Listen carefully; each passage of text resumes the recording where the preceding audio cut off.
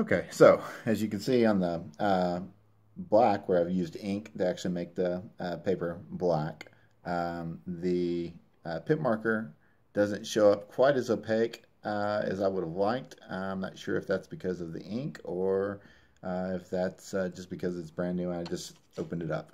Then next to it you have the Uniball, and then next to that you have the Jelly Roll, which is a super fine tip, and it was having a little bit of trouble making marks on the black ink. So I went ahead and demonstrated again down on the gray.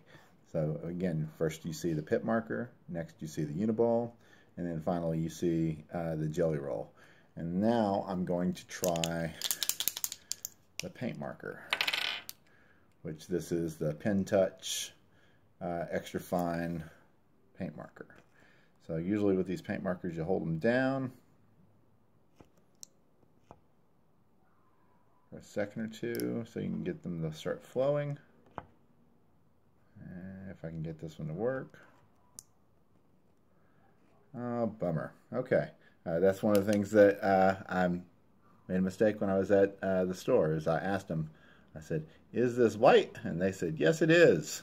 But apparently it's not. It's black. But you can see how you can get some really, really nice contrast with the white and black together. So finally, I'm going to use the Daler-Rowney acrylic ink.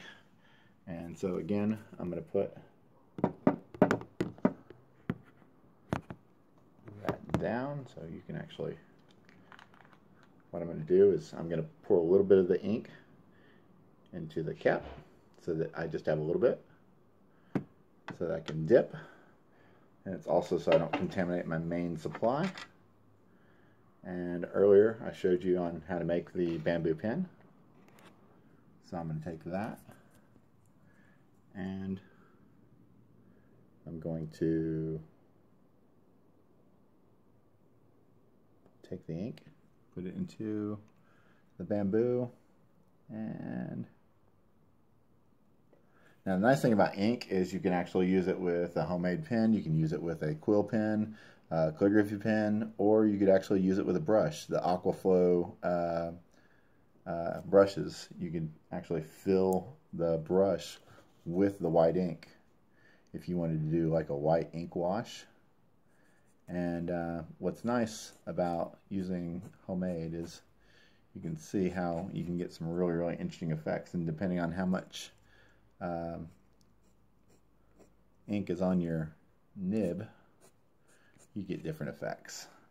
So again, that's on black. Let's go ahead and go into the gray to show you what that looks like.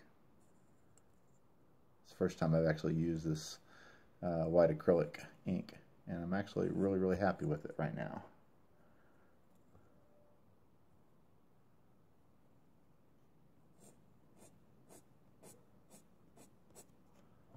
Let's see what it does to the black that's just went on here just a minute ago.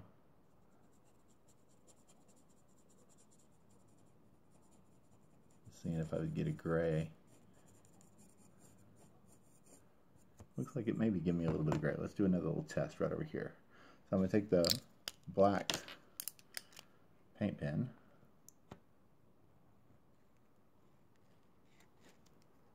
then I'm going to come back with the white acrylic ink. Well, it still should be kind of wet. Ah, that's cool. You're getting some really nice grays, and depending on how you work it,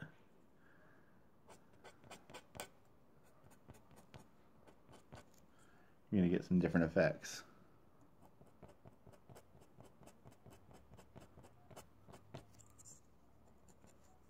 Alrighty.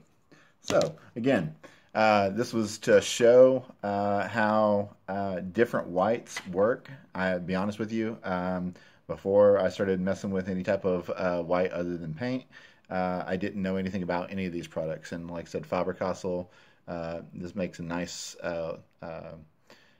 opaque covering for wide areas. And so it's got kind of a rounded, about the size of like I'd say it's probably a 1/4 inch tip on it.